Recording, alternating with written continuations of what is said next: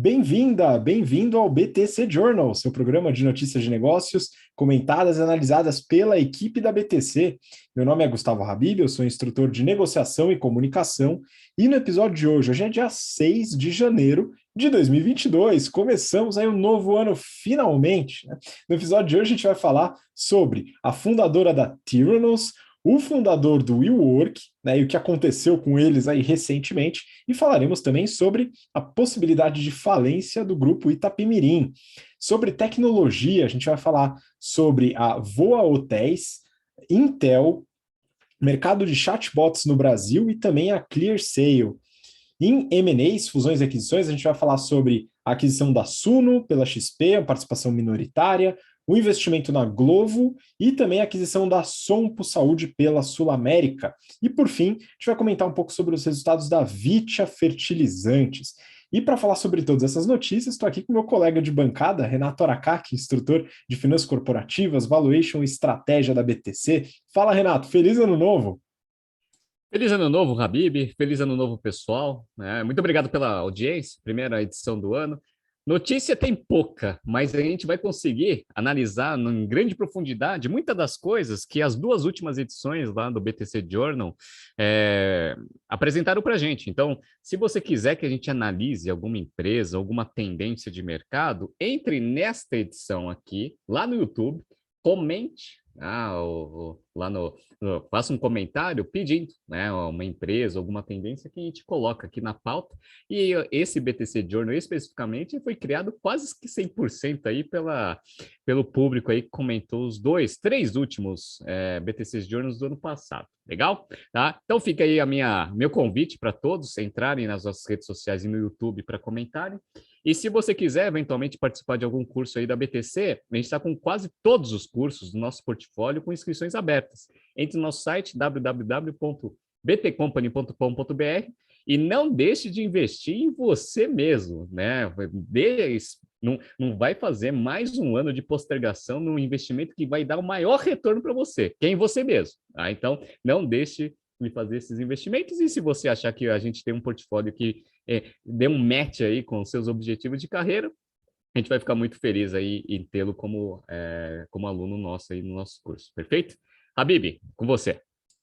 Vamos lá, e para você que se interessa em conhecer um pouco mais dos cursos, o link tá na descrição, então já sabe. Renato, fim do ano, né, foi meio complicado, né? A gente ingeriu uma série de coisas que a gente não costuma ingerir. Eu queria saber se você já voltou para o squash aí ou para os esportes. Vou começar semana que vem, né? Aquele negócio, né? Amanhã a gente começa, mas vou voltar com bastante força, sim. Pois é, eu tô voltando agora, viu, Renato, porque a consciência pesou, e aí já tô usando a Performance T-shirt do nosso parceiro, a Insider Store, tá? Aqui tem produtos excelentes para você que quer voltar aí à vida fitness, né? Começou o ano, fez aquelas metas, aquelas promessas que você sempre faz no fim do ano, raramente cumpre, né? Mas a gente tenta sempre executar no começo do ano. Mas a Performance T-shirt da Insider é realmente um excelente produto para quem quer praticar esportes, né? Então tem tecnologia anti-odor, tem proteção solar e realmente faz diferença no esporte, regulação térmica também. E para você que ouve a gente, acompanha a gente, e para os nossos alunos e alunas, você tem um desconto especial, 12% de desconto nas compras no site da Insider Store, colocando o cupom BTC12 e entrando no link que também está na descrição. Então aproveita, né, e se for fazer os esportes aí no começo do ano, se isso for parte aí do seu objetivo, vale a pena analisar aí os produtos da Insider Store. Bom, vamos começar, pessoal, agora falando um pouquinho das notícias, né? Renato, isso daqui eu gostei muito de ter colocado aqui na pauta, né? Você colocou aqui para a gente, porque realmente já tem uma história aqui dentro da BTC, né? Valor econômico. Fundadora da Theranos fraudou investidores. Né? Aqui estamos falando de Elizabeth Holmes. Renato, conta um pouquinho, só uma palhinha aí da história e o que está acontecendo, né, para ela ter essa manchete aí tão importante. Legal. Bom, eu vou citar o nome como a gente cita em português mesmo, Teranos, né? Mas basicamente a ideia dessa notícia é falar primeiro sobre a empresa e sobre a Elizabeth Holmes. A gente já incluiu o caso dela nos nossos cursos de comunicação, inclusive você, Habib, eu, Maiara, a gente ministra algumas dessas disciplinas, e a gente gosta de analisar muito esse caso para mostrar quão persuasiva é a Elizabeth Holmes ali nas suas palestras, nas suas interações com o público.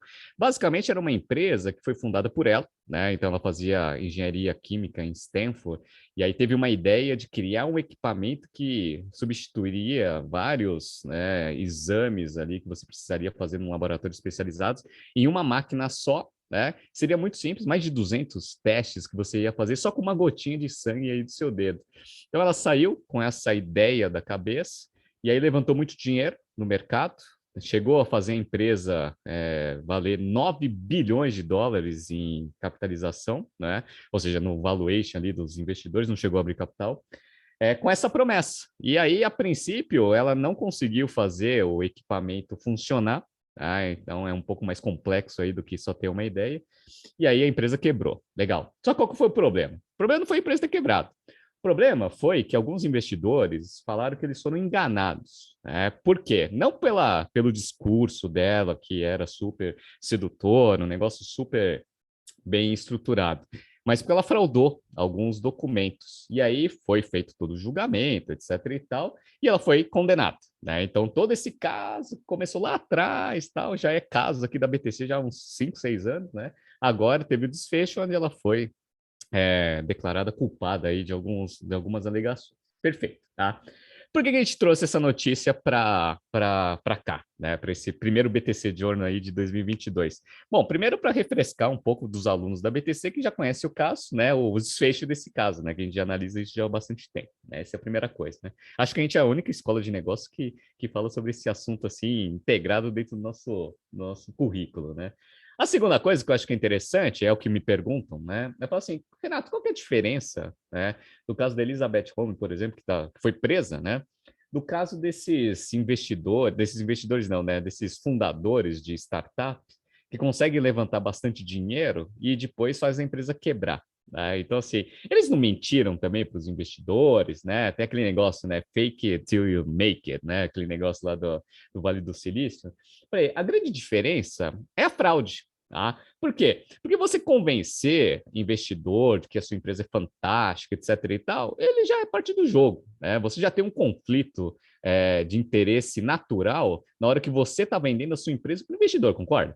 Que eu vou lá, vou falar com o investidor da BTC, eu vou falar, a BTC é uma porcaria, né? O negócio tem muita dificuldade. Não, né? Eu sou o fundador do negócio, vou dizer, a BTC é um negócio sensacional, cresce pra caramba, etc. Cabe a um investidor que está interessado em colocar dinheiro na BTC fazer o que a gente chama de due diligence, né? Que é o quê? Bom, será que todas aquelas informações do pitch que o Aracaki me mostrou são verdadeiras? Se são, não são, a gente vai ver isso. Então, cabe ao investidor contratar uma auditoria para fazer um trabalho para ver se eventualmente tem algum problema ou não. Legal. Sai um relatório desses due diligence aí das Big Four, por exemplo. Né? Uma das coisas que eles gostam de salientar é o seguinte, ó, a gente viu aqui todos os números contábeis, tal, fizemos alguns testes de controle, e dá lá o parecer com ressalvas ou não, mas ele fala, e isso daí é uma coisa bem tradicional, fala assim, ó, a gente não consegue detectar muita fraude. Por quê? Porque se tá, a gente trabalha com os dados que a empresa está dando para a gente. Ó, esses dados são esses, beleza. Agora, se tem alguma fraude, algum documento fraudado aqui, a gente não consegue chegar nesse nível de detalhe. Legal. Quando você faz uma fraude, aí está configurado a princípio um crime. Tá? E foi o que basicamente aconteceu aqui com a Elizabeth Holmes. Aparentemente, tinha alguns documentos que mostravam a eficácia do equipamento dela e tinha o símbolo da Pfizer, né? E foram perguntar para a Pfizer, seu Pfizer, você fez esse teste e tal? Rapaz, mas eu nunca vi esse documento, né? Nem sei por que eles usaram, né, o logo, usaram o logo sem permissão.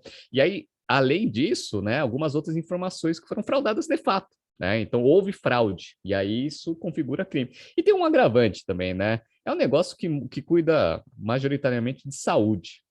Então, assim, pô, teste de sangue para determinar se você vai ter que fazer um tratamento ou não. Então, ele tem, além disso, né, um agravante ainda que está no mercado de saúde, as health techs. Então, junto tudo isso, aí é a grande diferença, né, entre você falar que a empresa é boa pra caramba ou não, e isso se configurar, né, um crime, né? É crime se você, de fato, fraudar alguma informação. Então, esse é um ponto interessante, né? Porque muita gente me pergunta, fala assim, pô, Renato, você tem uma startup, né? Eu acho que esse negócio vai crescer, né? Mas aí que se o negócio não cresce, eu estou cometendo um crime, né? Não. Tanto é que nos prospectos de abertura de capital que a gente analisa aqui no BTC Journal, a gente gosta de mostrar o quê? Fatores de risco, né? Todo IPO tem lá uma seção fatores de risco, e geralmente os IBs, eles gostam de colocar absolutamente tudo que pode acontecer, né? Então, assim, qualquer coisa que acontecer que está lá nos fatores de risco, se o IPO não der resultado para o investidor não pode reclamar. Estava lá escrito. Tá? Então, mas se eu estou investindo numa empresa de capital fechado, então faça um bom due diligence, né? Se não fizer um bom due diligence, você depois vai perder dinheiro e aí não adianta ir para a justiça tentando reaver dinheiro que não vai ter. Tá? No caso aqui da Elizabeth Home, os investidores não tiveram o dinheiro de volta, mas como ela fez uma fraude, né? Aí, eventualmente, agora ela vai para a cadeia. Tem um caso interessante, e isso daí eu vou acompanhar e vou mostrando para vocês os desfechos também, de uma empresa chamada Nikola. Não sei se vocês lembram dessa empresa Nikola, né? Que ela fazia caminhão também com energia sustentável, acho que era com base de hidrogênio, né? Por que chama Nikola, né? Porque ele queria ser o concorrente do Tesla, né? Porque o Tesla chama Nikola Tesla, né? Então, foi lá a Tesla, né? Teve uma empresa e criou uma empresa chamada Nikola, né? Só para pegar o primeiro nome do Tesla. Qual foi o problema? O problema foi o seguinte, ele foi lá, acho que ele levantou mais de 500 milhões de dólares, né? Com um caminhão, ele mostrou um caminhão, falando assim, ó, o caminhão aqui com célula de hidrogênio, olha que legal, tá? Aí ele conseguiu levantar 500 milhões de dólares. O problema é que aquele caminhão não existia, né? Ele montou aquele caminhão só para fazer a apresentação, né? E aí os investidores agora estão falando que foram enganados, porque a princípio ele vendia, né, a empresa com um protótipo funcional, né? E que, consequentemente, ia reduzir muito o risco do investimento. Só que aquele caminhão ele foi montado só para apresentação, né? Ele não existia de fato, né? Então, ele também está sendo processado por fraude e esse processo está andando, né? Então, vamos ver se ele fraudou mesmo alguns documentos falando que já tinha o protótipo funcional ou se ele já tinha deixado claro que, ó, existem alguns desafios técnicos, tecnológicos para a gente conseguir fazer esse negócio funcionar. Se você investir aqui, você sabe que existe esse risco. Legal, né? Então, vamos ver para que lado que vai essa acusação aí também, mas no caso aqui da nossa Elizabeth Home, que é nosso, né, benchmark aqui para parte de persuasão, infelizmente ela cometeu um crime aqui, vamos ver se isso daí pelo menos traz aí um pouco de sanidade e um pouco mais de zelo, né, nesse due diligence por parte dos investidores de mercado. Pois é, muito bom. É legal a gente colocar esse ponto dentro de comunicação, porque um bom pitch, né, ele afeta a parte emocional, isso é muito importante.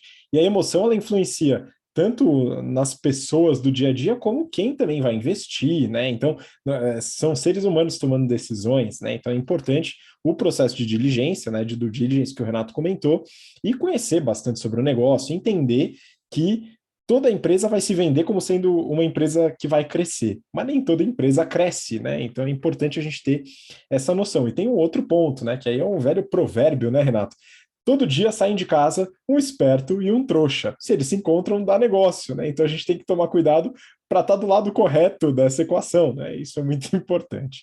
E aí, um pouco ligado a isso, já tirando o aspecto da fraude, que foi da primeira notícia, agora só no aspecto do pitch mesmo, eu peguei aqui do Neofeed. Adam Newman quer chacoalhar novamente o mercado de real estate. Então temos aqui uma outra figura peculiar, viu, Renato? Que é o fundador do WeWork, né? O que ele está pretendendo fazer, hein? Vamos lá. Então, ó, até falando um pouco sobre a diferença entre fraude e só ter um discurso interessante, né, para o investidor, vamos falar do famoso WeWork, né? Então, esse Adam, né? E a gente já falou pra caramba sobre esse cara aqui no BTC Journal. Eu já contei para vocês, né, aquele caso que eu falei em uma sala de aula, né, que os caras vão abrir capital do negócio no valor de 47 bilhões. Eu falei em sala de aula, quando as aulas eram presenciais, que se conseguissem esse 47 bilhões de valuation, ia dar aula pelado, né? Graças a Deus esse negócio não aconteceu para o bem dos alunos, né? Não é o meu bem, para o bem dos alunos, né? Mas enfim, porque senão todas as técnicas de valuation que eu ensinava não faziam sentido, né? Então para de, né? Eu vou fechar o curso de valuation que não serve para nada, né? Enfim, tá? Bom, esse cara ele teve bastante conflito de interesse e tal, não sei o quê, e o SoftBank investiu pesado nesse negócio, e o negócio, eventualmente, ele não tem esses resultados financeiros que justificam num valuation de 47 bilhões. Legal.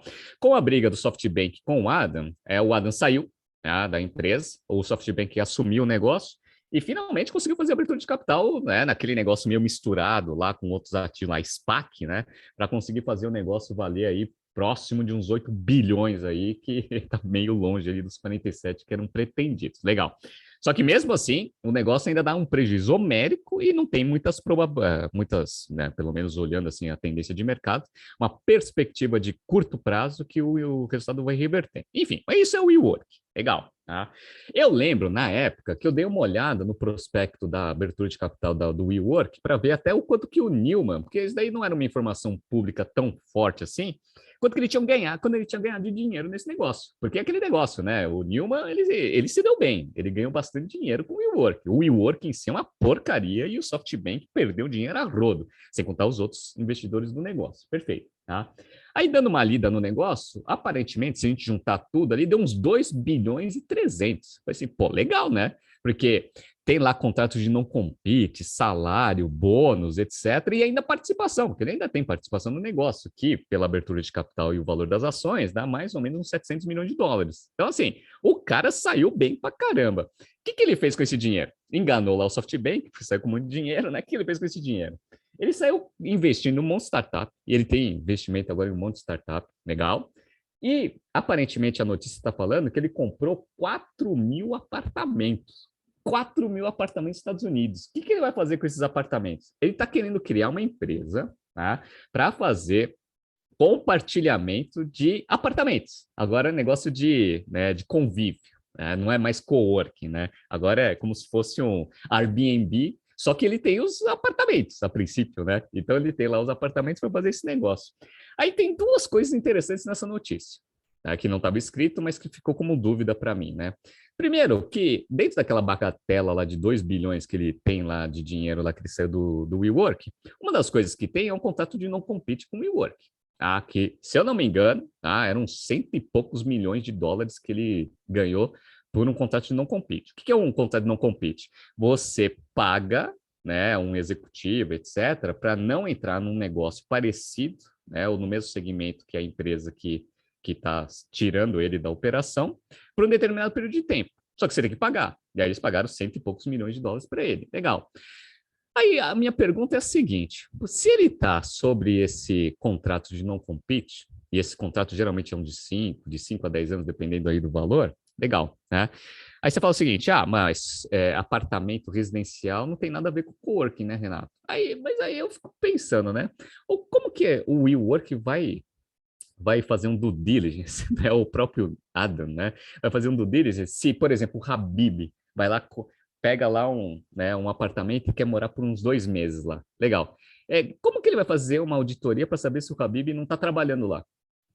Pode estar trabalhando, né? Principalmente com esse negócio de home office agora, né? E aí ele pode estar trabalhando, ele pode ter também, né, os seus colegas de trabalho junto com ele no apartamento, né? Se ele está morando, se ele está trabalhando ou não, o proprietário não vai saber, efetivamente, né? Eu posso ir no Airbnb contratar lá um hotel, um quarto de hotel, e posso ficar trabalhando lá uns 10 dias, né? Aí isso daí não configura um segmento, né, similar ou concorrente do WeWork, isso daí vai bater lá no não compete, né? Ou deveria, né? Se o advogado lá do WeWork for bom, né? Deveria bater, né? Tanto é que só para falar que eu não estou viajando, né? A Accor, né? Aquela grande rede de hotéis lá do Ibis, etc. O que ela fez? Ela tem lá os quartos de hotel, e aí os quartos vagos, ela criou uma unidade de negócio chamada Wodio, que faz o quê? Aluga os quartos para fazer coworking, né? Então, olha a ligação direta, né, entre esse negócio de apartamento, de convívio e coworking. Então, essa é a primeira coisa, né, que eu fico em dúvida, né, de saber se vai sair essa ideia do papel ou não, por causa do não compete. Essa é a primeira coisa, né? A segunda coisa que eu acho bem interessante, né, desse negócio é quem vai investir nesse cara, né? Apesar que eu acredito que até o negócio dele agora tenha mais sustentabilidade, né, e opções de receita e de ser rentável do que o WeWork do jeito que ele desenhou. Por quê? Porque ele montou um negócio asset light que não dá dinheiro. Aí ele pegou o dinheiro dos investidores e aí ele ficou asset heavy, né? Porque agora ele tem bastante dinheiro e comprou um monte de apartamento. Legal. Então ele tem os ativos agora. Então, pelo menos, né? Se ele for fazer alguma coisa de aluguel de apartamento, ele pelo menos vai ter ativos para dar como colateral, eventualmente, para você que tem valor no negócio. Então, essa é uma das coisas interessantes. Então, ele criou um modelo asset light, né? Conseguiu convencer um monte de investidor para dar dinheiro para ele conseguir ter dinheiro efetivamente, para conseguir fazer um negócio que dá dinheiro, que é um negócio asset heavy, né? Que é o negócio que ele vai tentar fazer. Vamos ver se dá certo esse negócio, né? Então, vamos ver se os investidores vão ter coragem de investir no Adam agora, né? Dado o histórico dele com o WeWork. E eu queria saber muito sobre esse negócio do não compete. Vamos ver aí, né, nos próximos meses, se essa ideia vai sair do papel ou não. E se não sair, eu acredito que o fato, né, decisivo foi esse não compete que ele tem com o WeWork. Muito bom, né? Vamos ver, né, se os investidores, né, quem sabe vão ser até os mesmos, né, que vão confiar de novo nele. Não, o Adam mudou, né? Vamos ver o que ele vai fazer agora, né? Enfim, vamos para a próxima notícia, né? Também maravilhosa, aqui valor econômico. Risco de falência do grupo Itapemirim pode dificultar ressarcimento de consumidores. Renato, grupo Itapemirim, o pessoal nas aulas, né, e também nas redes sociais perguntando, né, falando, comenta, né, Itapemirim vai falir, não vai falir, o que que acontece? E aí, Renato, o que que acontece? Qual que é o problema que está rolando aqui? Pois é, no final do ano passado, a gente falou sobre Itapemirim e a recuperação judicial. Basicamente, né, a gente contou a história. O negócio é uma empresa de busão que foi querer entrar no mercado de aviação, né? Já, aquela minha piada de sempre, né? O jeito mais rápido de você virar um milionário é você sendo um bilionário investindo em empresa de aviação, né? Beleza. Então, obviamente, não deu certo. Por quê? Tinha tudo para não dar certo. Primeiro que o segmento é uma porcaria, né? Como a gente está vendo. Pandemia ainda, né? Que aí potencializa ainda a dificuldade do setor. E o grupo Itapemirim, que é o controlador lá da empresa de aviação, tem recuperação judicial. Né? O que é recuperação judicial? Ela já estava mal, já não estava conseguindo pagar todos os seus passivos, etc., pediu uma proteção e estava seguindo um plano de recuperação judicial. Não tinha saído ainda. Então, mesmo ainda não saindo da recuperação judicial, ou seja, cumpriu todos os acordos que eles fizeram com os credores, etc. e tal, foram lá e ainda fizeram um investimento numa empresa de aviação. Né? Qual que é a chance desse negócio dar errado? 100%. Aí deu errado. Qual que é o problema? O problema é o seguinte, muita gente ficou na mão no final do ano, porque Itapemirim foi proibida lá e ela mesma parou ali de voar. Então, muita gente comprou passagem, se ferrou. A gente até falou da CVC, né, que tinha lá um monte de passagem aérea da Itapemirim que eles estavam tendo que honrar, né, a empresa com azar desgraçado. Beleza, legal, tá? Aí entraram com pedido de falência, né, da Itapemirim. Só que tem um problema. Qual que é o problema? Se esse negócio entrar em falência ou entrar em recuperação judicial, etc. e tal, se for declarada a falência do grupo como um todo, tanto na parte de busão quanto na parte de aviação, aí vai ter todo um processo de pegar todos os ativos da empresa, que a gente chama de massa falida, transformar isso em dinheiro. E aí, uma vez que você transforma isso em dinheiro, aí você tem, eventualmente, uma regrinha, né, de fila, de prioridade de recebimento desse negócio. O último é sempre o acionista, tá? O controlador, por isso que o custo do capital próprio é sempre mais caro porque tem mais risco, né? Isso a gente ensina nas aulas de valuation. Perfeito. Por que você está falando isso, Renato? Porque a notícia, ela fala justamente isso. Se eles entrarem em falência, tá? Os consumidores que estão com passagem aérea lá, que pagaram e não receberam, eles são os últimos dos passivos, né, a receberem o dinheiro. Né? Eles só estão na frente dos acionistas. Né? Então, olha a sequência. A sequência é assim: primeiro, dívidas trabalhistas. Legal. Tá? Depois, tributário. Depois, os bancos, fornecedores. E aí, se sobrar alguma coisa, os consumidores. Ou seja, se você comprou uma passagem aérea da Itapemirim, tá? E não recebeu, se ela entrar em falência, você nunca vai receber. Write-off esse negócio. Se o negócio continuar operando, aí você vai lá no Procon, fica enchendo o saco da empresa para ver se eventualmente você consegue receber esse negócio. Se declarar falência, esquece. Já assume a perda, começa 2022 assim já, né, zen, fala assim, não, perdi dinheiro, nunca mais vou fazer isso. Vou assistir as aulas de análise demonstrativos financeiros lá da BTC, porque uma das primeiras coisas que a gente fala na primeira aula é o seguinte: quem são os usuários? Né? Quem precisa saber a saúde financeira de uma empresa? A gente falou, né? Os executivos, obviamente, né? os fornecedores e os clientes, sem contar, obviamente, todos os órgãos reguladores, etc. Mas um dos stakeholders que precisam saber como está a saúde financeira são os clientes. Por quê? Porque senão vai acontecer isso que aconteceu, né? Você comprou uma passagem aérea de uma empresa que eventualmente já estava em dificuldade financeira. O que aconteceu? Não viajou e eventualmente não vai ver a cor do dinheiro. Muito complicado. Então é importante você, cliente, consumidor, né, ficar atento a esse tipo de coisa, né? Então, como o Renato falou, não é só o investidor, né? O cliente também tem que ficar bem, bem atento. Bom, vamos lá, Renato, para a próxima notícia, né? Agora a gente vai falar um pouquinho de tecnologia. Para isso, eu trouxe uma do Brasil Journal. Voa injeta tecnologia para aumentar a ocupação de hotéis. A notícia está falando da empresa Voa Hotéis, que eu fui dar uma olhadinha no modelo de negócio e vou compartilhar aqui com vocês, né? Essa empresa, ela foi fundada por um dos fundadores do Hotel Urbano, hoje Urb, né? Chama José Eduardo Mendes. E aí ele criou essa empresa com a proposta de trazer mais canais de marketing para hotéis menores, principalmente, né? Eles falam do mercado de cauda longa, né? Então são milhares de hotéis pequenos espalhados, principalmente pelo interior do país. Né? Então a ideia é trazer mais canais de marketing para que esses hotéis tenham mais clientes, mais ocupação, principalmente, e também automatizar e modernizar as operações. Aqui a gente está falando de check-in, de pagamento, treinamentos, itens padronizados, porque isso também ajuda na credibilidade do hotel, tá? Isso pega bastante carona no modelo de uma empresa que a gente já falou bastante aqui, o Renato já analisou também, que é a Oio. A Oio é uma empresa indiana, né, que atua também no Brasil, né, já teve uma quantidade enorme de funcionários, aí demitiu praticamente todo mundo, né, e a gente comentou sobre a Oio. Né, a Oio, ela faz isso também em hotéis, né, faz uma repaginação do hotel, atua nesse mercado de cauda longa, né, de hospedagem, e ela realiza investimentos para padronizar o hotel, então arruma a fachada, muda o nome, traz sistemas, né, para tentar trazer uma maior credibilidade e assim mais clientes, né, atua também nos canais de venda. Só que, diferente da Oio, a Voa, né, ela faz investimentos muito menores, né, ela não muda a fachada, por exemplo, né, ela não faz toda a repaginação do hotel. Né, basicamente, o Voa fica no nome do hotel, mas não na fachada, né, fica no nome onde é mais barato você mudar, tipo nos sites de busca, e também faz um investimento em itens como enxoval. Né? Então, basicamente é isso. Ela muda o nome ali nas buscas e faz um novo enxoval com a marca Voa. Maravilha.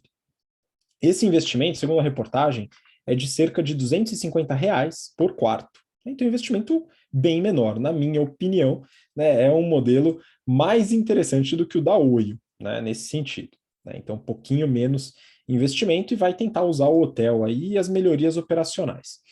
Eles já tentaram, né? Para não falar que não tentaram, já tentaram fazer um investimento mais alto. O primeiro hotel que eles tentaram lá no Botafogo, no Rio de Janeiro, fizeram um investimento de R$ 5.000 por quarto e foi o primeiro e último, viu, pessoal? Depois eles não fizeram mais, viram que era uma certa cagada aí, que foi o modelo todo da Oio, né? Talvez por isso não tenha dado certo demais aqui no Brasil. A receita deles, da Voa, é um FII, que pode ser fixo, dependendo do faturamento do hotel, até R$ 200.000 por mês. Eles falam que é um FII fixo, mais do que isso, é um FII variável, de acordo com o faturamento mensal. Ele já tem mais de 80 hotéis na rede, né? Eu falo rede entre aspas, né? Porque eles só fazem uma mudança do nome e algum enxoval, alguma coisa assim, né? E aí tem os sistemas, etc. Mas chamam de rede, né? No site, e eles falam que eles conseguem aumentar em até 150% a receita do hotel, que é um negócio interessante, né? Isso é legal, por causa dos canais de distribuição. Então, eles fazem uma gestão dos canais, então coloca no Booking, coloca no Expedia, no próprio Urb, né? Enfim, e aí fazem essa distribuição que ajuda a ter uma ocupação maior, né? Isso é muito legal.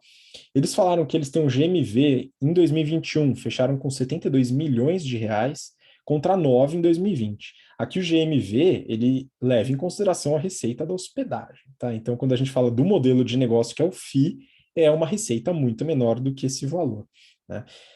Mas assim, vamos lá, eles podem pegar até um bom volume, o mercado de hotéis no total aí passa de 45 mil hotéis e pousadas no Brasil, mas é um pouco do que até o Renato chegou a comentar no ano passado, né, quando a gente estava falando de Uber e do mercado de veículos, né?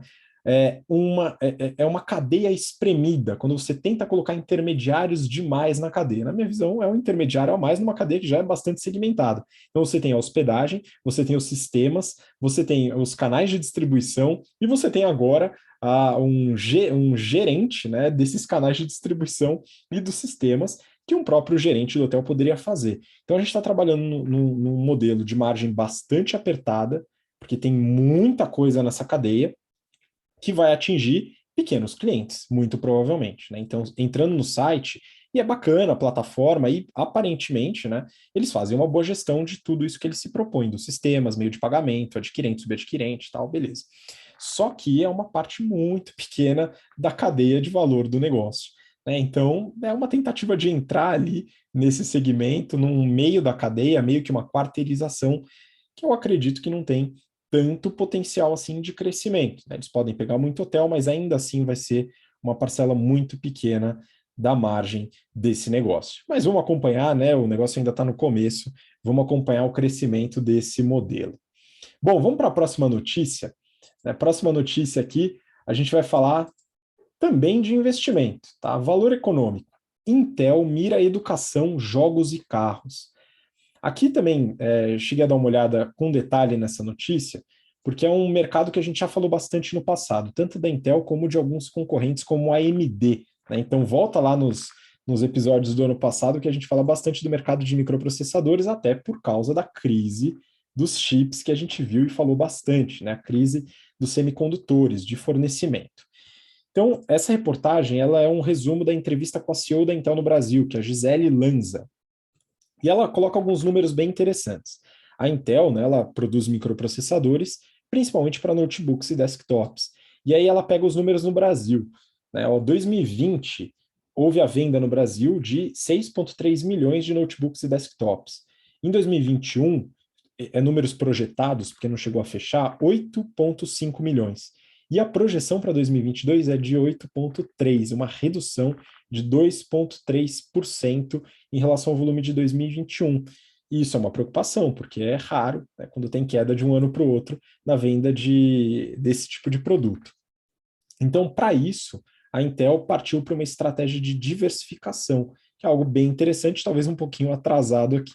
E foram 3 setores aqui, essa estratégia de diversificação. Na verdade, 2 setores e uma parte da cadeia de suprimentos. Então, o primeiro setor, veículos autônomos. A Intel tem uma empresa chamada Mobileye, uma empresa israelense que produz chips para montadoras, para sistemas autônomos de direção. Eles vendem, por exemplo, para Ford, Volkswagen, dentre outras grandes montadoras. A empresa foi comprada pela Intel em 2017 e eles desenvolveram o próprio sistema operacional de direção autônoma. Então, essa é uma parte que eles estão investindo bastante para poder fortalecer as linhas de receita fora de notebooks e desktops. A segunda linha é a linha de games. E essa aqui, eu acredito que o Renato concorda também, a gente bateu um papo antes, aqui eles entraram bastante atrasados. Né? Games é um mercado que cresceu bastante nos últimos anos. Já faz cerca de 5 anos que é um mercado que passou o faturamento do mercado de cinema, tá? De filmes. Então, é bastante representativo. E os produtos que utilizam games, notebooks, desktops, têm um público-alvo diferente, é um custo maior e um poder de processamento maior. E uma das principais concorrentes da Intel, a AMD, forçou muito nesse mercado e acertou. Né? A Intel talvez tenha atrasado um pouco para diversificar, mas está investindo pesado em microprocessadores para notebooks e desktops de alta performance focado em games. Então aqui já é mais um, talvez um pouquinho de atraso. E o terceiro é a produção. Né? Então em 2021, ela começou o plano de descentralização da produção da Ásia. Né? A produção de microprocessadores e de chips é muito focada em Taiwan e alguns outros países da Ásia. E a ideia, né, principalmente para lidar com a crise dos semicondutores, é que eu também acredito que foi uma estratégia que demorou um certo tempo. Precisava esperar uma crise de semicondutores para descentralizar, né, tirar o risco da cadeia de produção. Enfim, é algo a ser discutido.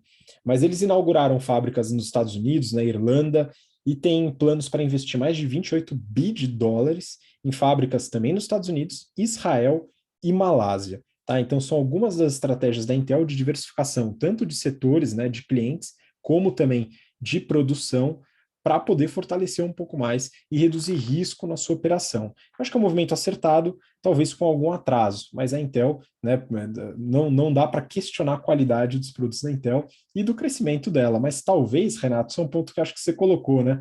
Ficou um pouco vislumbrada com a vaca leiteira, né? Que geralmente acontece, né? As empresas elas têm lá os produtos e os segmentos que geram mais receita, e aí ao invés de fazer análise de portfólio pensando na sustentabilidade de curto, médio e longo prazo, você fica lá só forçando o cash cow, esquece de apostar, né, em novos produtos, novos segmentos, e aí fica meio defasado ali em relação a empresas que têm essa visão um pouco mais para frente, né? Então, nesse mercado aí de microprocessadores, a gente vê a AMD, por exemplo, né? A AMD, ela está com um crescimento de market cap absurdo nesses últimos 2 anos, principalmente pelas apostas bem feitas, né, em segmentos que poderiam ter muito potencial e demanda. E um deles é, primeiro, cloud. Então, a AMD ela tem lá uns processadores sensacionais para cloud. Começou a investir muito antes da Intel. E o segundo, mercado de games, né? Então, eles também começaram a desenvolver muito esse negócio de games, etc. e tal, né? Tem um outro segmento que eu acho que é interessante, e isso daí conversando com algumas pessoas que eu conheço de empresas de tecnologia, que eles falam o seguinte, né? Inteligência artificial. Eles falam que o que existe no mercado hoje, né, ele é assim, né? A pessoa que eu conheço, ela faz software, né? Então eles falam que todos aqueles algoritmos de inteligência artificial, etc e tal, de coisas que em software você já consegue fazer, você não consegue aplicar no mundo real porque o hardware traz restrições, principalmente na parte de processamento. Por isso que o computador quântico, né, parece que é uma das grandes apostas aí, né? Então, assim, isso daí também é uma grande aposta, que a gente vê lá a IBM já fazendo vários investimentos nisso, a gente vê o Google fazendo grandes investimentos nisso, só que a Intel, por exemplo, que é a líder de mercado, a gente não vê aí grandes movimentos, agora sim, agora a princípio estão colocando aí alguma coisa dentro desses pilares. Enfim, é aquele negócio, né? Faz a gestão do portfólio no curto, só que pensa no médio e longo prazo para você ter sustentabilidade de médio e longo prazo na sua empresa, né? Exato, e o que você falou, né, de inteligência artificial entra na parte de veículos autônomos, né, pura inteligência artificial, né, para poder desenvolver isso, e eventualmente as empresas que desenvolvem carros autônomos acabam muitas vezes verticalizando a produção do hardware para poder suprir essa demanda. Então a Intel tem que cobrir, né, deveria cobrir e está fazendo isso, né, então provavelmente será bem sucedida pela qualidade de seus microprocessadores. Acompanharemos. Né? Vamos lá para a próxima, também falando de tecnologia, Renato, aqui valor econômico. Mercado de chatbots deverá crescer 30% anuais até 2024. Pois é, Renato, acho que é um mercado legal que você até já chegou a atuar em algum momento longínquo da sua trajetória, hein? Legal. Bom, isso foi uma solicitação, né, de um ouvinte nosso ali do YouTube pedindo para falar sobre algumas empresas de chat. Só que tem um problema, essas empresas são uma empresa de capital fechado, então para a gente é muito difícil analisar uma empresa de capital fechado em termos de estratégia, etc., sem saber um pouco dos financials e só olhando as notícias que são jogadas ali no mercado. Então, o que a gente decidiu? Decidiu falar um pouco sobre o mercado de chatbots, né? E parece que esse mercado é um mercado que vem crescendo bastante. Então, a princípio, a projeção até 2024 é que esse mercado cresça a uma taxa composta de 30% ao ano. Então, vai ficando 30% ao ano ali até 2024, chegando num valor de quase 10 bilhões de dólares ali de mercado. Legal. De onde que vem esse tamanho de mercado de um chatbot, né? Basicamente, no momento que você quer ganhar mais eficiência no atendimento ao cliente, né? Eu sei que tem muita gente que não gosta de ser atendido por uma máquina. Só que eu trabalhei lá em 2004, 2005, né, criando contact center, né, lá em Londres, né? E aí um dos grandes desafios que a gente tinha era configurar todo aquele contato com o cliente para você conseguir resolver o problema antes de chegar no atendente. Por quê? Porque o atendente é aquele custo que você tem que ter da estação, da pessoa, salário, etc. e tal. E a gente começava a fazer uma análise de todos os pedidos que eram feitos ali, né, para a nossa central de atendimento ao cliente, e via que muitos dos atendimentos lá poderiam ser resolvidos ali com informações básicas, né, que as pessoas às vezes não acham. Tá? Legal. Esse conceito, lá em 2004, é o que é a base do chatbot. Né? Então, o que a gente fazia lá em 2004, só para eu explicar para vocês? A gente pegava os principais problemas, né, e fazer um ranqueamento de problemas sérios, graves, eu estou falando de uma forma bem simplificada, né? E aí fala assim, ó, esse problema, se a gente desse essa informação para o cliente, já resolvia pelo menos uns 3% das chamadas que a gente tem. Ah, se a gente colocar essa outra informação, mais uns 4%. Aí a gente chegava lá e falava o seguinte, ó, se a gente conseguir identificar o que ele quer e dar essa informação, a gente consegue diminuir a demanda, né, de atendente aqui, né, pela chamada, em uns 30%. Ah, legal. Pô, 30% de redução, né, de custo e ainda tendo né, um atendimento melhor, porque você resolve de fato o problema do cliente, é sensacional. Legal. Tá? Então, a gente fala assim, acho que todo mundo já passou por isso, né? Se você tem um problema na sua fatura, digite 1. Se você tem um problema, né, em reconhecer uma transação, digite 2. Esse digita 2, né? A sua transação foi feita nas últimas 24 horas, digite 1, 2, até, se aconteceu isso, você tem que fazer isso. Beleza. E, era essa a informação que eu queria. Não tive interação nenhuma com o ser humano. Olha que fantástico. Que para a empresa, obviamente, é menos custo fixo, né? Legal. Tá?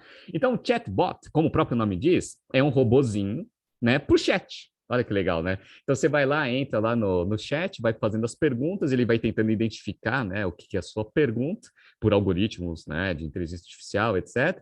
E aí vai vendo a pergunta, identifica a pergunta, e aí vê a resposta mais adequada. Legal, tá? Esse é o mercado. Então, empresas tentando automatizar esse tipo de atendimento para o cliente, sem ter o custo fixo de ter lá uma quantidade imensa, né, de pontos de atendimento e pessoas trabalhando. Legal.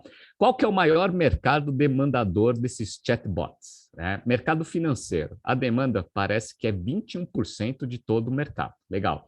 Depois são os próprios contact centers que vão tentar fazer né, a interação com o chatbot para não precisar chegar ali no atendente final. Né? E o terceiro, serviços gerais e o varejo, de uma forma geral. Então, a princípio, tem um mercado muito grande para você crescer. Legal. E aí você fala o seguinte, mas isso é efetivo, Renato? Só vou dar alguns dados interessantes aqui de uma empresa que a gente já, né, já fui cliente aí da BTC, né, espero que ainda seja, né, a Wave, né, que aqui no Brasil é uma das maiores, se não a maior, que trabalha nesse mercado. E eles contaram um caso nessa notícia do iFood. Eu falo assim, no iFood, eles desenvolveram lá um chatbot, legal? Eles falaram o seguinte, de todos os tickets que são gerados ali de atendimento, né, de cliente que quer saber onde está lá a comida, etc e tal, ou do motoqueiro, né, do entregador, né, que não sabe onde que está ou quer alguma informação, é só que do total de chamadas que existem, né, tanto de cliente quanto de entregador, 60% são atendidos pelo chatbot ou por alguma inteligência artificial. Desses 60, aí você fala o seguinte, mas será que consegue resolver tudo, Renato? 45% acabam sendo resolvidos. Então, olha, 45% de 60, galera, dá quase 30% de todas as chamadas são resolvidas ali de forma virtual, sem precisar ter a necessidade de um atendente. Olha que sensacional, tá? Olha o ganho de eficiência. E outra, né? Parece que esses atendimentos eles têm um tempo de resolução 74% menor do que se fosse né, resolvido por um atendente humano. Olha, que interessante. Então, é mais capacidade de resolver problema num menor espaço de tempo. Sensacional, né? E aí tem a segunda coisa que é interessante. Qual que é a segunda coisa que é interessante? Inteligência artificial, a gente sabe como funciona. Quanto mais você tem dados e quanto mais você treina os algoritmos, melhores eles vão ficando. Tá? Então, assim, quanto mais dados e mais mercados vão utilizando esses chatbots, melhor vai ficando a identificação dos problemas, melhor os algoritmos vão ficando, melhor né, o serviço vai sendo prestado. E aí, isso daí traz uma eficiência muito grande para todo mundo que precisa ter essa camada ali de atendimento com o cliente e não precisa ter, obviamente, os custos aí de ter pessoas físicas ali atendendo os clientes. Então, é um mercado bom, tá? É um mercado interessante, só tem tendência a crescer e, a princípio, é um mercado que quanto maior for a empresa, melhor. Porque quanto mais né, clientes tem a mesma empresa, mais o algoritmo é treinado, melhor ele fica, e aí um serviço mais eficiente você consegue prestar para os clientes. Então, esse mercado é um mercado que dificilmente as empresas vão decidir fazer internamente e que vai ter um grande player aí no mercado que vai conseguir criar um serviço muito mais barato com um nível de qualidade muito maior. Vamos observar né, como que vai evoluir esse mercado. Aqui no Brasil, a gente aposta bastante aí na Wave, que é um dos clientes aí da BTC. Pois é, e a gente já emenda para a próxima notícia, Renato, porque a gente falou de chatbot, mas descendo um degrau aí, né? A gente está falando de inteligência artificial, que é quantidades enormes de dados para poder, através de probabilidade, né, a gente conseguir resolver alguns problemas de forma automatizada. E aí eu trago essa notícia aqui do Infomoney. Black Friday consolida a atuação da ClearSale muito além do varejo online. Renato, o que é esse sucesso da ClearSale tem a ver com inteligência artificial, hein? Beleza, vamos lá. Isso aí também foi uma solicitação de um ouvinte aí do BTC Journal de edições passadas. Legal. ClearSale, ela foi criada como uma atividade interna, ou pelo menos uma necessidade interna de um e-commerce lá em 2000. Legal. Então, ele não fala mais ou menos qual foi esse e-commerce, né? Mas tinha um grande e-commerce, né? No mundo, aí no Brasil, né? E aí ele estava com problema de fraude, né? Que é o quê? O cara vai lá, passa o cartão de crédito e tal, aí você faz a transação, entrega o produto, aí a operadora do cartão de crédito fala assim, é fraudado esse negócio, não vou reconhecer essa compra. Beleza. Aí quem toma na tarraqueta ali, né, com essa operação é o e-commerce que não reconheceu que aquela transação era fraudulenta. Legal, tá? Assim, então, como a gente está perdendo muito dinheiro com fraude, vamos tentar criar aqui com um time de tecnologia ou com algum prestador de serviço, algum algoritmo que consiga prever se aquela transação que está sendo, né, consolidada ali, ela tem grandes chances ou não de ser uma transação fraudulenta. Legal. Criaram lá todo um algoritmo para conseguir analisar as transações e parece que o negócio deu certo. Pô, reduziu bastante lá o índice de fraude, etc e tal, porque tem aquele trade-off, né? Qual que é o trade-off? O trade-off é o seguinte, beleza, né? Você precisa ter um algoritmo muito bem acertado, por quê? Porque se você pega qualquer transação e fala assim, não, o risco é alto de ter fraude, aí você cancela a transação, você não tem receita, concorda? Né? Então não é toda transação que você tem que falar que é fraudulenta e não realizar. Então, esse é o ponto, né? Agora, se você deixa também todas as transações ocorrerem, aí você tem um índice de fraude grande, aí você tem perda. Legal. Então, você tem que achar o nível ótimo ali, né, do algoritmo, para você reconhecer de fato se aquela transação ela tem probabilidade alta de ser fraudulenta ou não. Tá? Para você não cancelar uma venda que não seria fraudulenta e perder receita, e você reconhecer uma venda que é fraudulenta e não ter uma perda no futuro. Legal. Então, a gente sabe que precisa ser bom esse negócio. Como que você faz o algoritmo ser bom? Massa de dados. Então, esse negócio foi crescendo, crescendo, crescendo. Em 2005, eles já viraram uma empresa independente, tá? Legal. Começaram a prestar esse serviço, né, desse algoritmo aí, para o mercado. E aí, aquele negócio da vantagem de você ser a primeira empresa e ter uma vantagem de dados absurda, né? Porque agora, com uma quantidade de dados absurda que eles estão analisando de transações de um monte de e-commerce no Brasil e fora, que eles começaram a operação internacional também, aí eles conseguem saber exatamente se aquela característica daquela transação tem chance de ser fraude ou não para ela cancelar logo de largada, né? E sem perder venda, né, de forma desnecessária. Então, essa empresa ela fez uma abertura de capital ano passado, foi muito bem sucedida, aliás, né? E o negócio vem crescendo absurdamente. A notícia fala que esse mercado ele era muito focado no e-commerce, ele está indo mais agora direcionado para serviços digitais. Por quê? Quais são as duas unidades de negócio que a ClearSale tem? A primeira é a análise de transações com cartão de crédito sem utilização de senha, ou seja, cartão de crédito no mundo virtual, né? Que você não digita a senha, etc. Então você não tem a comprovação que o cliente está lá, né? Então você precisa reconhecer que aquela transação eventualmente pode ser fraudulenta ou não. Beleza. Então, que eles chamam de CNP, né? Que é o Card Not Present, né? Que é a transação cartão de crédito sem a presença do usuário. Essa é uma. Essa é a maior linha de receita que eles têm. Legal, tá? A segunda, que chama onboarding. O que é o famoso onboarding?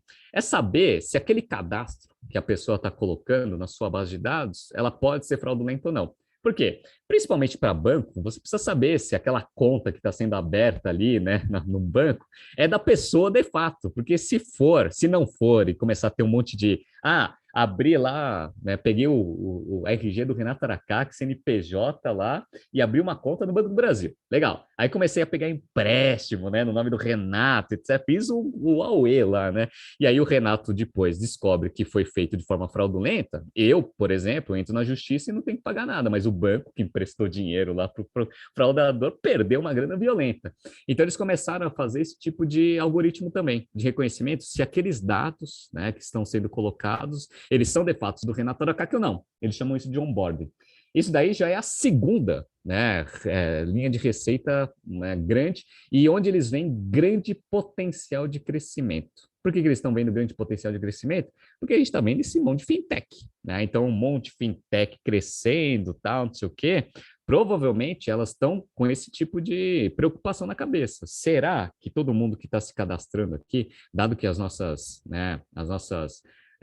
nossos processos de cadastramento de novos clientes é muito mais rápido do que o dos bancos tradicionais, será que a gente está deixando passar alguma coisa? E eventualmente a gente vai ter uma perda futura? Legal. Então a ClearSale viu esse mercado e falou assim, cara, vamos começar a entrar nesse segmento também. E a terceira é fazer a parte de análise de cartão de crédito internacional. Tá? Então, só para a gente ver o tamanho do negócio, em 2020, porque a gente ainda não tem os números fechados em 2021, o negócio teve um faturamento de 345 milhões de reais. Então, já não é um negócio pequeno. Com uma margem EBITDA de 28,5%. Então, é uma máquina de dinheiro esse negócio, né? Se muito bem gerido. E tem grandes possibilidades de novos negócios, porque eles estão começando a fazer o seguinte. Dado que eu sei, vou pegar um exemplo, né? Eu sei o Habib, eu já vejo o Habib lá fazer um monte de transação, um monte de e-commerce, porque eu domino todos os e-commerces aqui, porque eu analiso transações de todos os e-commerce possíveis e imagináveis. Legal. Vou cruzar esses dados do Habib com, né, o dado dele financeiro, porque agora eu também estou atendendo os bancos. E aí eu consigo saber a característica, por exemplo, a probabilidade do Habib dar um default. Tá? Então, qual que é o risco de você fazer um empréstimo do Habib baseado no seu comportamento nos e-commerces que a gente analisa? Legal. Você consegue, porque agora você está atendendo esses dois mercados. Não é sensacional isso? E aí, como o próprio Habib falou, esse é um tipo de serviço que é super importante, tanto para os bancos quanto para os e-commerce, né, que dificilmente vai ser internalizado. Por quê? Por causa da massa de dados. A grande vantagem competitiva da ClearSale, né, é a quantidade de transação que ela já tem registrada, né, e analisada. Então, para você fazer o algoritmo funcionar de forma eficiente, você tem que treinar ele. E para você treinar ele, você precisa ter dados. Quem tem mais dados aí de transações de e-commerce e, eventualmente, né, de acertos ou não de registros de pessoas e instituições financeiras que não a ClearSale, que é a empresa que presta isso. Então, essa é uma das grandes vantagens competitivas, uma barreira de entrada para ter um competidor, né, à altura da ClearSale, essa é a primeira coisa. Tá?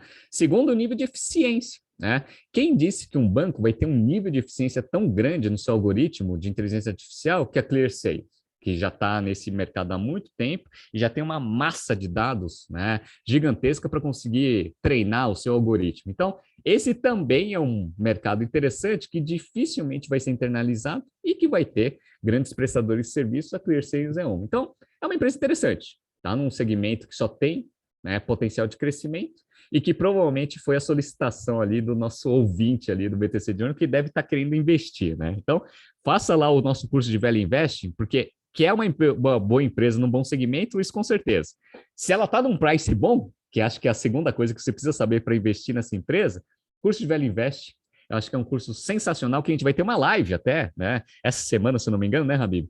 Que aí é interessante que você participe dessa live e, eventualmente, venha fazer o curso. Pois é, a live é hoje, hein, pessoal? É hoje. Depois ela vai ficar disponível, mas participa lá. E daí você pode fazer pergunta para o Rafael, que é a pessoa que está coordenando aí o novo curso de Value Investing, vale a pena. Agora, Renato, voltando ao que você falou da ClearSale e da enorme vantagem competitiva que é esse acúmulo de dados e o quanto isso dá de força, né, de poder para o negócio, enfim, se superar em relação ao restante. Eu lembro que desde 2018, que a gente inaugurou aqui o BTC Journal em agosto de 2018, desde 2018, nós falamos para uma certa empresa do segmento de adquirência que estava perdendo market share para focar na parte de dados para este modelo de negócio especificamente. Você lembra disso, né? Eu lembro, porque isso daí é uma derivada que só tinha, né, potencial de crescimento, que obviamente está sendo consolidado, e que essa empresa, que a gente não pode falar o nome, né, mas todo mundo sabe, né, que todo mundo que vê o BTC Journal sabe quem que a gente joga pedra, né, nesse mercado de adquirência, né? Pô, ela tem a vantagem competitiva dos dados, né, de ser a líder de mercado, muito tempo, poder analisar esse negócio, mas não faz. Tem que vir uma empresa terceira que foi criado dentro de um e-commerce para conseguir fazer um negócio e ter uma receita de 300 e lá vai cacetada esse ano com quase chegando a 400, que tem um potencial de crescimento absurdo, né? E é um mercado que tem barreiras de entrada que você consegue construir de forma muito eficiente, né? Por causa do seu histórico. Sensacional, né? Então, muito interessante esse negócio aí. ClearSale é uma bela empresa. Pois é, essa discussão se conecta com aquilo que a gente falou de estratégia de portfólio, né? Então, uma empresa ela pode usar o modelo de negócio atual para desenvolver outro modelo de negócio, outro produto com base em todos esses dados. Isso é muito importante. Bom, vamos para Isso a próxima. tudo, Oh, só para a fala aí, gente fala aí. fechar aqui, eu só já fazer um outro jabá aqui, né? Isso tudo a gente fala muito sobre estratégia digital, né? Que é um tema que a gente aborda lá no nosso curso Strategy and Finance Program, que por sinal vai começar daqui 2, 3 semanas, se eu não me engano, né? Então, assim, se você é middle top management, né? Ou quer entender bastante como funcionam essas tomadas de decisões financeiras e estratégicas, entre no nosso site www.sfp.com.br, btcom.com.br/SFP, e aí se inscreva, porque vai começar agora. Então a gente vai falar bastante sobre essas estratégias, inclusive essa estratégia digital. Exato, e é troca de experiência entre os gestores, entre os participantes, você vai curtir muito, conhece lá. Boa, vamos seguir então, agora falando de outro tema que a gente aborda no Strategy and Finance, que é fusões e aquisições, M&A. Peguei uma notícia aqui, Renato, do Brasil Journal. XP compra fatia na Suno. Essa notícia que aborda eu não chamaria de aquisição, né? Então, uma participação minoritária, né? Mas eu dei uma olhada aqui, infelizmente, viu, Renato, tem muito pouco dado para a gente comentar aqui. Então, não foi divulgado valor, participação, enfim, tá bem por cima. Mas é legal da gente comentar alguns aspectos, né? Então, a XP ela fez essa compra de participação minoritária no grupo Suno, que é da Suno Research, né? Fundada pelo Thiago Reis. Né? Então, esse mercado de research, né? Ele esquentou bastante nos últimos anos, com queda de taxa de juros, popularização dos investimentos, e aqueceu bastante. Né? Qual que é o benefício para a Suno, né, nessa participação da XP? Certamente o enorme canal de distribuição que a XP já tem. Né? Então, a possibilidade de aumentar a quantidade de clientes dos produtos da Suno. Né? E quais são esses produtos? A Suno ela cresceu bastante aí nos últimos anos e ela tem uma série de divisões. Ela tem a parte da Research, que são as assinaturas de relatórios para investidores, a Asset, que é a gestora de recursos, hoje com cerca de 800 milhões de reais sob gestão, a Wealth, que é a parte de advisory para investidores. Eles têm dois portais de fundos imobiliários, o FIS.com.br e o Funds Explorer, que inclusive é de um dos amigos aqui da BTC, que é o Jacinto, né, que já fez um papo aqui com a gente, falar sobre fundos imobiliários. Então, um grande abraço aí para o Jacinto, uma referência nesse mercado. E eles também têm o Status Invest, que é um gerenciador de investimentos. E na reportagem, o Thiago, que é o fundador da Suno, ele afirma que a Suno tem 100 mil assinantes, aqui creio que sejam assinantes da parte de research, né, dos relatórios, e que a receita dobra a cada ano. Né? Se a gente pegar, por exemplo, eles têm vários produtos lá de assinatura. Né? Eles dizem que o mais vendido é o produto premium deles, que tem cerca de R$ 45 por mês. Né? Eles têm várias promoções e tal, mas tem produtos um pouco mais caros. Então, se a gente supor um ticket médio aí de R$ 50 por mês por assinatura, né, a gente está falando de 60 milhões de reais de receita nessa parte de research, o que é uma receita bastante considerável, né, bem interessante para o produto e para o modelo de negócio que eles têm. Né. Contando outros produtos, eles já falam em 150 mil clientes, né, que a gente está falando de research, de asset, de advisory, dentre outros. Qual que é o grande problema dessa aquisição, né, dessa compra da participação minoritária? O conflito de interesses, tá? Então, como é que esse mercado de research, né? Primeiro surgem as researches independentes, que é o caso da Suno até o momento, né? Ou era até semana passada. Né? Então, a research surge com uma proposta de valor, né? De oferecer para o investidor uma análise isenta. Então, essa é a proposta de valor. E aí a ideia é justamente, pô, ao invés de você acreditar fielmente no que um gerente de banco fala, no que um agente autônomo fala, no que, enfim, instituições que têm um certo conflito de interesse por oferecer produtos, por ganhar rebate, por ganhar alguma comissão, a Research cobra um serviço e através dele oferece uma independência, né? E aí as researches maiores, né, a Empíricos, por exemplo, recentemente foi adquirida pelo BTG. A Eleven, que era uma outra grande, foi comprada pela Modal. E agora a Suno conta com uma participação, mesmo que minoritária, com a XP. Todas essas empresas, BTG, Modal, XP, oferecem produtos, né, enfim, bancos, etc., e configura o conflito de interesse. Né? Então, é importante notar que o conflito de interesse ele está configurado na própria aquisição. Tá? Na reportagem, o pessoal fala que vai ter independência da gestão. Né? E isso é importante. Só que o conflito se configura já no vínculo, né, e não nas ações pós-vínculo, né? Então, a ideia é qual que é a preocupação que a Suno deve ter agora, né? E eu espero que eles tenham. Eu acho que eles devem fazer um bom produto. Eu não sou consumidor dos relatórios, né, ou de qualquer outro produto da Suno, apesar de conhecer e utilizar o Funds Explorer e gostar bastante. Inclusive, fica uma recomendação aqui gratuita aqui para utilizar quem gosta de fundos imobiliários. É uma plataforma bem legal. É, a ideia é que a Suno possa comunicar essa independência, né? Enfim, caso haja essa proposta de valor ainda, de uma forma bem forte, para poder dar essa tranquilidade e credibilidade para o seu público consumidor. Porque a desconfiança virá, porque o conflito está presente, né? Se ele vai ser exercido ou não através das ações, das escolhas, dos relatórios, aí já é uma outra questão. Eu espero que eles consigam manter a independência de fato, mas comuniquem isso com bastante ênfase de que isso vai acontecer, de que essa independência vai surgir, como eles vão fazer para manter essa independência. Tá? Então, esse é o grande desafio hoje da Suno, para manter o seu modelo de negócio sustentável. Né? Espero que eles sejam bem-sucedidos aí nesse desafio. Vamos para a próxima aqui, falando sobre M&A também. Peguei do Valor Econômico. Delivery Hero adquire participação majoritária na Glovo, startup avaliada em 2,6 bilhões de dólares. Renato, você lembra da Glovo aqui no Brasil? Lembro sim. E é interessante essa notícia. Eu trouxe rapidamente só para mostrar um pouco sobre alinhamento de estratégia, né? Por que alinhamento de estratégia? Bom, eu não sei se vocês lembram da Glovo, que ela entrou meio atrasada aqui no Brasil nessa parte de delivery, né? Então já estava lá o iFood, o Uber Eats, lá, um monte de gente lá, Rappi, todo mundo, né, brigando aí para ganhar mercado, etc e tal. Aí depois, lá muito tempo depois, chega a Globo aqui, né? Então, esse é um mercado que a gente analisa que ele precisa de muita escala para ser rentável, né? Então, a Globo ela chegou atrasada, com bastante dinheiro, tentou comprar mercado, não conseguiu. Só que uma coisa boa da Globo foi que ela percebeu que a competição era muito ruim na região e decidiu sair. E saiu mesmo, pau. Ah, então, foi lá, abriu a operação, viu que não estava dando certo, competição muito difícil, saiu, pau. Legal. Tá? Então, para quem lembra da Globo, né, tinha um monte de cupom, etc, lá que eu usei bastante, né, que era o pessoal tentando comprar mercado, né? Legal, tá? A Delivery Hero, ela é alemã. Legal.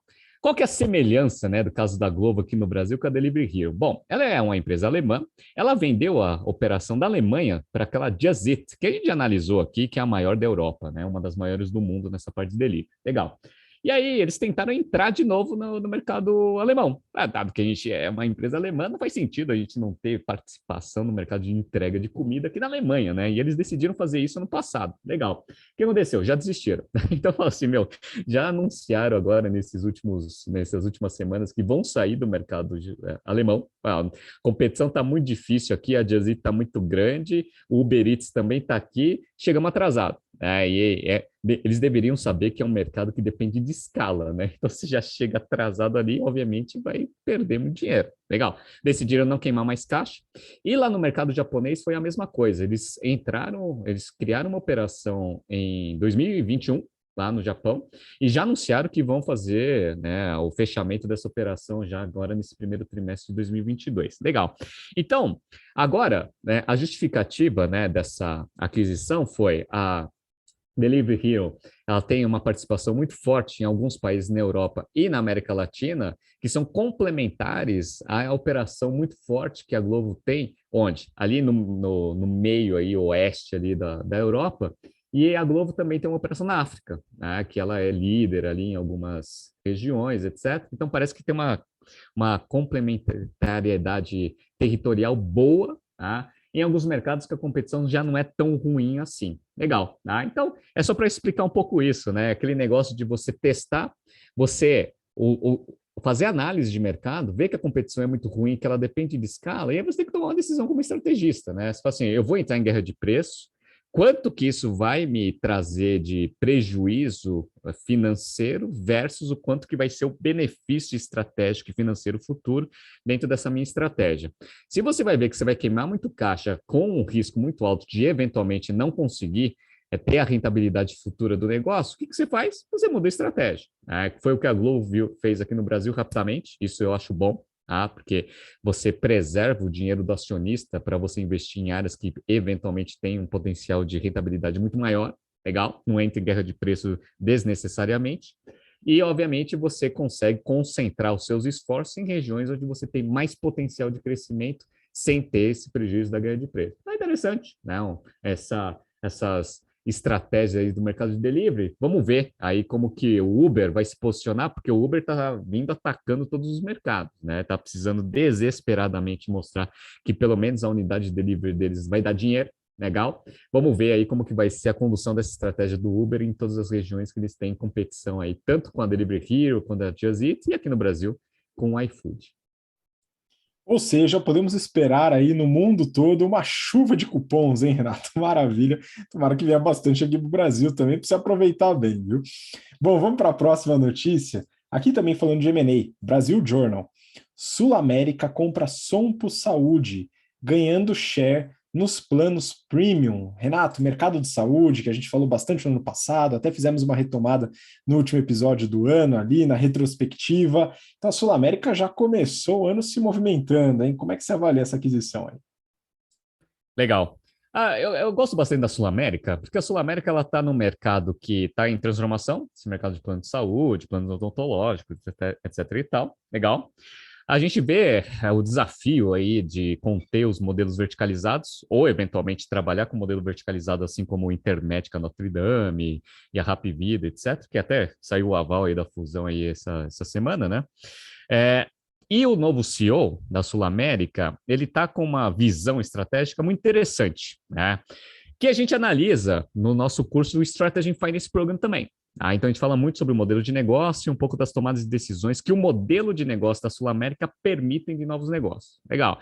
Então, está investindo em corretora para fazer gestão de capital por causa do ciclo de conversão de caixa negativo que o negócio tem, está fazendo cross-sell de plano de saúde, com plano odontológico, com verticalização de hospital, assim, sensacional. Então, quem gosta de estratégia, né, eu falo que você acompanhar um pouco dos movimentos da Sul América é bem interessante. Legal, tá?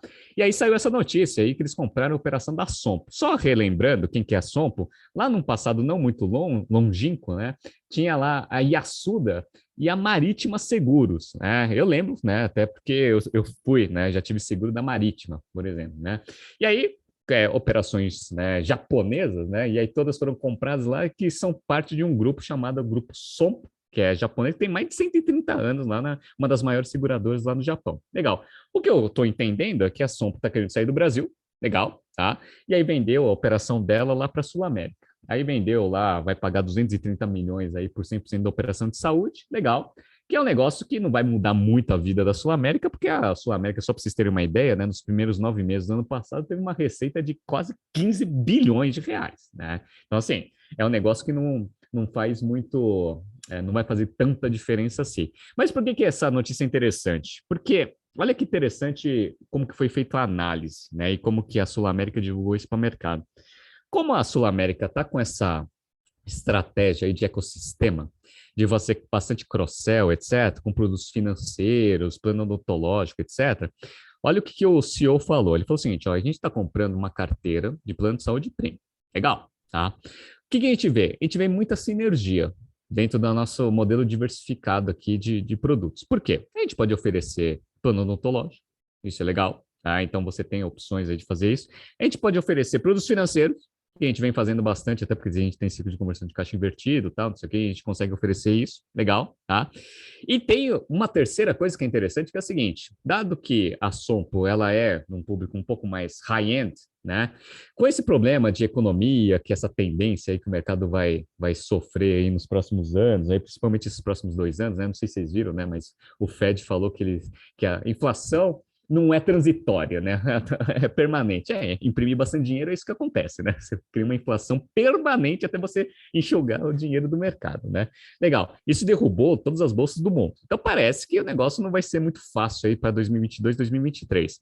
As pessoas tendem a tentar economizar um pouco, né, nos seus gastos, e um deles é fazer o downgrade, né, do plano de saúde. Só que olha que legal, né? Se você já faz parte do grupo, né, que esse downgrade seja, né, na Sul América, né, que a Sul América também tem, né, planos de saúde menores ali para um público um pouquinho mais de middle ali dentro do segmento lá que eles podem fazer de clientes. Então, legal. Então, você vai fazer a migração, né, desse cliente para algum outro produto que você já tem dentro do seu portfólio. Eles fizeram todos os cálculos de todas as sinergias dessas possibilidades de cross-sell e viram que dá a valor presente 600 milhões. Então, olha que sensacional o negócio, né? Então, você consegue, eventualmente, pagar, você paga 200 milhões para uma operação que tem um potencial de captura de sinergia de 600. Obviamente, a gente coloca sempre aquele ponto, né? Sinergia, né? Sinergia é aquele negócio que na planilha funciona, que é uma beleza, na parte de execução o desafio é um pouco maior, né? Então, assim, se vai se concretizar ou não essa sinergia, não se sabe. Mas que existe potencial, conceitualmente falando, com certeza, tá? Então, eu gosto bastante da Sul América, eu acho que é uma empresa interessante que está fazendo compra de hospitais, etc. Está fazendo vários movimentos estratégicos para se readequar a esse novo cenário aí do mercado de saúde e no mercado de plano de saúde, até porque o índice de sinistralidade está aumentando, né? Então, acho que é importante que você veja meios ali para você aumentar a eficiência da sua operação, que a gente estuda nos nossos cursos aqui da BTC. Então, recomendo que todo mundo, primeiro, né, estude o case e acompanhe a Sul América, e, eventualmente, se vocês quiserem entender um pouco desses movimentos, né, fica o convite aí de novo aí para o Strategy Finance Program, que vai começar aí daqui a algumas semanas. Muito bom. E aí a gente chega para a última notícia do BTC Journal de hoje, Renato. Agora mudando um pouco, não falando de M&A, mas de resultado, né? A gente não tem nenhum IPO aí para avaliar agora, né?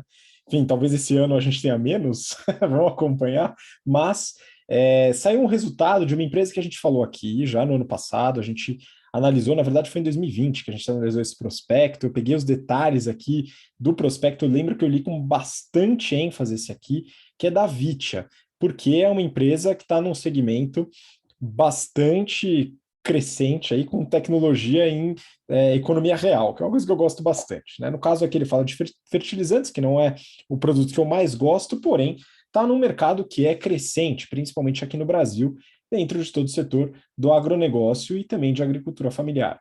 O segmento aqui, na verdade, notícia, né, fala aqui do valor econômico, o título é o seguinte: Vitia reporta lucro de 56 milhões de reais em primeiro balanço após a IPO. Eu lembro que a gente fez análise, Renato, desse prospecto muito antes do IPO, né? Mas enfim, a questão é a seguinte: quando a gente analisa a estratégia, e a estratégia está de acordo, e as finanças também, a probabilidade da empresa se valorizar cresce, né?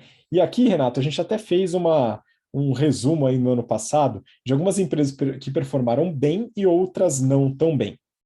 Né? E aqui só comentando, algumas que performaram muito bem. A Vitia, que a gente vai comentar agora, né? Falar, atualizar os resultados, só alguma coisa mais rápida. A Intelbras, que também foi analisada por mim, gosto bastante da empresa, dos produtos, estratégia de acordo e finanças bem organizadas, e a própria ClearSale, que você comentou agora.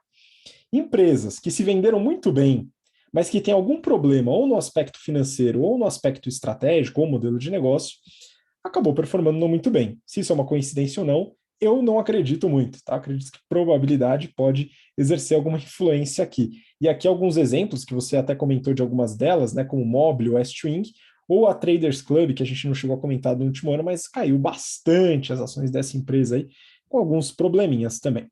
Mas vamos falar da Vitia, né? Então, aqui só um resumo, né? Porque é importante você entender a parte estratégica, a parte de finanças, para poder analisar, e o Strategy and Finance faz isso com o Renato, a Mayara, né? Com bastante ênfase nas aulas. Aqui falando da Vitia, né? Que eu já tinha comentado, a empresa começou como produtora de fertilizantes para soja, aumentou a quantidade de produtos, ela tem presença nacional e é um modelo verticalizado dentro da produção de fertilizantes e defensivos. Então, ela possui P&D, produção, a comercialização e também suporte. E ela fez o IPO e agora está com os recursos em caixa, está com caixa bem poupudo, e uma parte desse recurso vai ser usado para acelerar a expansão da fábrica em São Joaquim da Barra, onde ela foi fundada, e vai usar os recursos do caixa para isso, né? A empresa está num mercado crescente, ela é líder de mercado, né, em fertilizantes, e tem um portfólio bem diversificado, né? Isso traz uma robustez financeira que vale a pena compartilhar aqui, né? Então, eles divulgaram recentemente os resultados dos 9 meses de 2021. E eu comparei com os dos 9 meses de 2020, né, o mesmo período. Eles tiveram um crescimento de receita bruta de mais de 53%, né, saiu de 364 milhões para 558. E aí eu peguei aqui a receita por unidade de negócio, né, por produto, vamos dizer assim, de uma certa forma. Então, eles têm os fertilizantes foliares, que são os produtos nas folhas e sementes, que são quase 40% da receita. Micro de solo, que são os aplicados no solo, 18,5%. Defensores biológicos, 12%. Inoculantes, que também são fertilizantes biológicos, 7,4%. E outros produtos, 22,7%. Beleza. Agora, o que saiu nesse último resultado, que não tinha saído no prospecto, viu, Renato? É a margem bruta por unidade de negócio.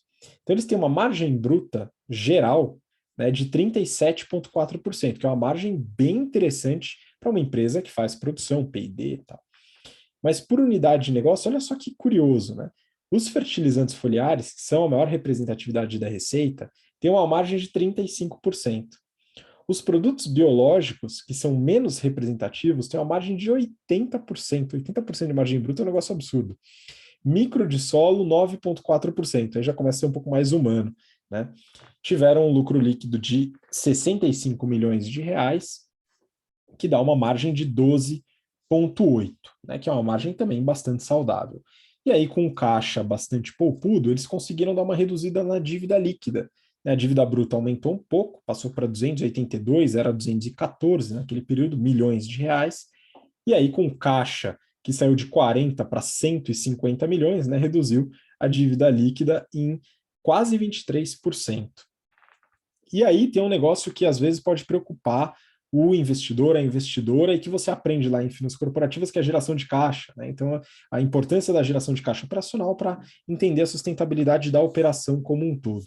A empresa gerou, em 9 meses, 1.600.000 reais de caixa, que é muito pouco, pensando na operação como um todo.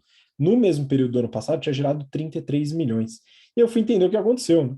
E muito disso foi devido ao aumento de estoque e contas a receber. Afetou bastante o capital de giro, porque eles precisaram dar uma flexibilizada com seus clientes, em forma de pagamento, e devido à pandemia, né, e à desorganização das cadeias de produção, que afetou também o agronegócio, né, eles tiveram que dar uma forçada no estoque, e isso está justificado lá no demonstrativo de resultado, não, enfim, lá na apresentação deles, institucional, dos resultados do terceiro TRI, que foi responsável por reduzir essa geração de caixa, ainda assim gerando caixa, mas como a empresa está com um caixa bastante forte, isso já não é tão preocupante, né? Mas a empresa vem desenvolvendo bastante tecnologia para fertilizantes biológicos, que é uma coisa interessante, e também para novos produtos e a expansão da fábrica. Então, é uma empresa que está performando bem e que performou bem também nas ações, né, com a estrutura do modelo de negócio, né, bem estruturado, e também as finanças em ordem, né? Olha só como isso é importante. E essa foi a última notícia do BTC Journal dessa semana, então queria muito agradecer a presença do Renato. Obrigado, Renato, de novo pela participação, e começamos mais um ano. Pois é, mais um ano. Espero que todo mundo tenha um ano de muitas realizações, muita saúde e paz. E estaremos aqui todas as semanas, impreterivelmente, aí, falando sobre as melhores notícias de negócios que vocês precisam saber. Então acompanhe a gente, deixe seu comentário aí no YouTube e até semana que vem. Um abraço. Muito obrigado, Renato. Obrigado você que acompanhou a gente até agora, até o final. E você já sabe, né? A gente vai estar aqui de volta na semana que vem. Se você quiser se aprofundar nesses temas, entender melhor para a sua carreira, para os seus investimentos, para a sua vida, confira nos cursos, no link na descrição, e participa dos cursos junto com a gente. Bom, a gente se vê na semana que vem, no próximo BTC Journal. Um grande abraço, até lá. Tchau, tchau.